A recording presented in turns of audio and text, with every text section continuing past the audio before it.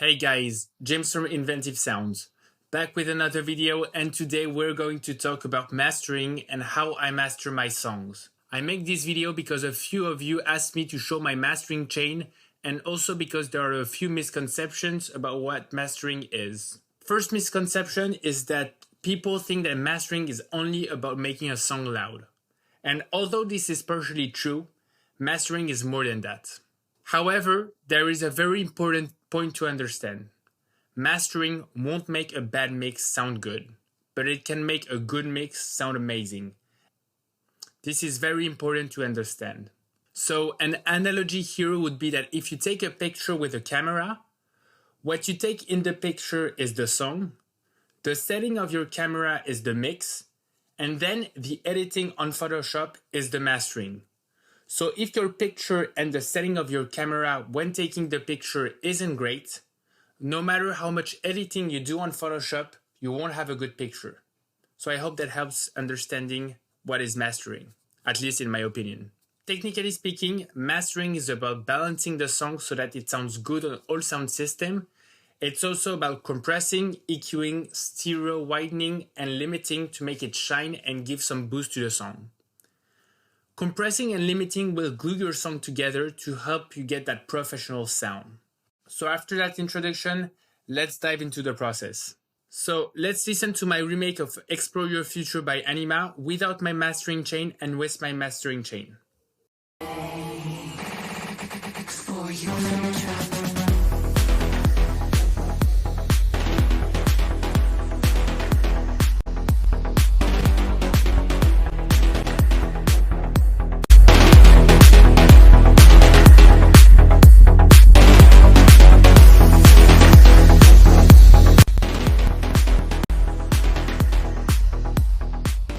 Okay, so here you can see there's a huge difference in volume, but also in terms of compression. First step, the headroom. So to start with, I'm going to explain what's the headroom.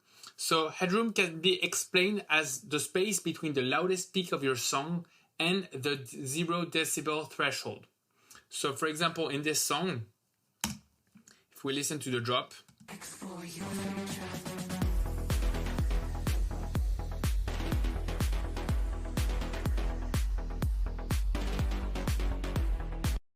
we can see that we have a headroom of 10 decibels. So you need to make sure you have enough headroom, and usually I aim for 6 to 10 decibels of headroom to give me some space to work with. So in that case, it's 10 dBs. Sometimes it's a little bit less, 6, 7. As long as you're in that range, you're fine. So once you made sure you have enough headroom, you can export it or bounce it, and then you can load it in a new project like this one. Then you can load some reference tracks. Reference tracks are songs that you like and you find well mixed and mastered. So in other words, songs you want to get close to in terms of quality. So in my case, I chose the original from Anima of Explore Your Future to get as close as possible when remaking the song and when mastering the song. So the first thing on my mastering chain is a brick wall limiter. A brick wall limiter means that no signal is exceeding the threshold. I use the Invisible Limiter by AOM because I think it sounds great, but you can also use FabFilter Pro L2. So I set the threshold of the limiter to aim for a reduction of 2 to 3 decibels. So this means that at the loudest part of the song, it gets reduced by 2 to 3 decibels. So let's listen to the song.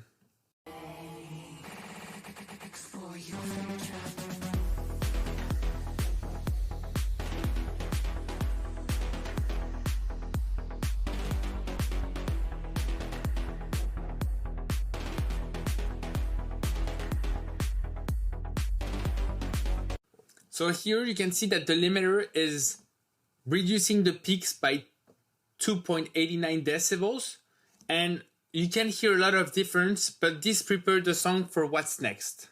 So the second step is the compressor. So in that case, I use the glue compressor. What you need to understand is that in the first step, I use a limiter to control the peaks so that the compressor has to work less hard, and this way it sounds more natural. So the signal is more controlled before going inside the compressor. The purpose of this compressor is obviously to compress the song, but it's also to reduce the peaks a little bit as well as reducing the dynamic range. This is how it sounds with the compressor on.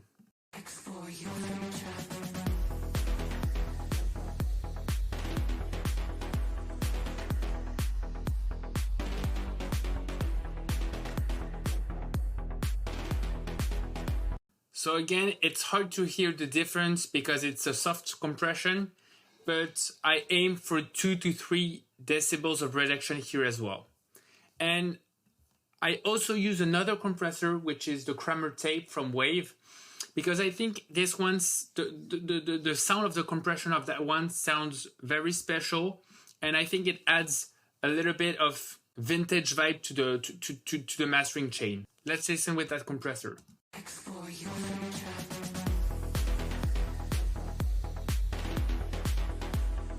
So here again, the compression is very subtle. The next step is about spicing up the song. So first of all, I add a Pugtech EQ. This is a very famous EQ from Wave. It has a very particular sound and it's used by the most renowned mastering engineer in the world. So I would recommend you getting it. So I use this EQ to boost a little bit of the low end and a little bit of the high end as well. This EQ has a very particular way to boost the high frequencies. It's a high shelf curve, so it really brings a lot of brightness to the song. So let's listen with.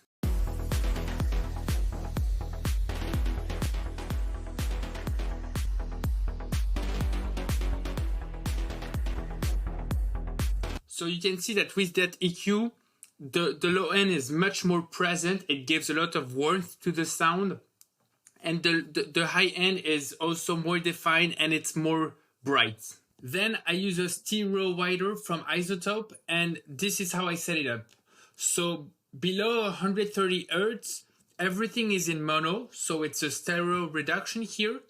And then I widen it a little, and then more, and then a lot more. And this allows to open up the song. And then we also have an exciter, which is a saturation tool to add harmonics to the high end. So this is how it sounds with the imager and with the exciter.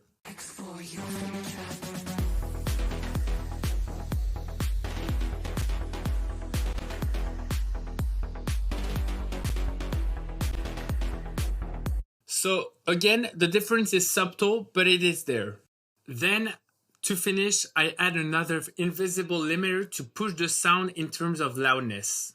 The purpose of this one is to get the song as loud as possible without distorting the song. So please use your reference track to compare.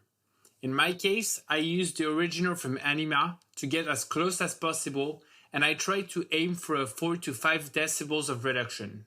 So let's listen to the song with the final limiter.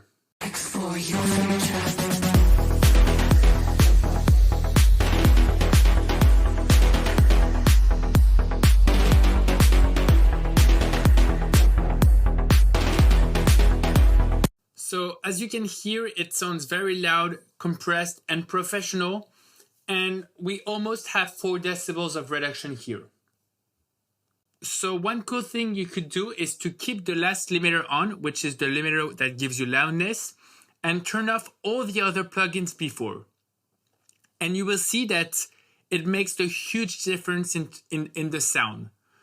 And that's interesting because if you listen closely to every single plugin that we add in the mastering chain, the difference is very subtle. But at the end of the processing, all those little subtle differences make a huge difference. And you will see that when we listen to the final song. Explore human travel.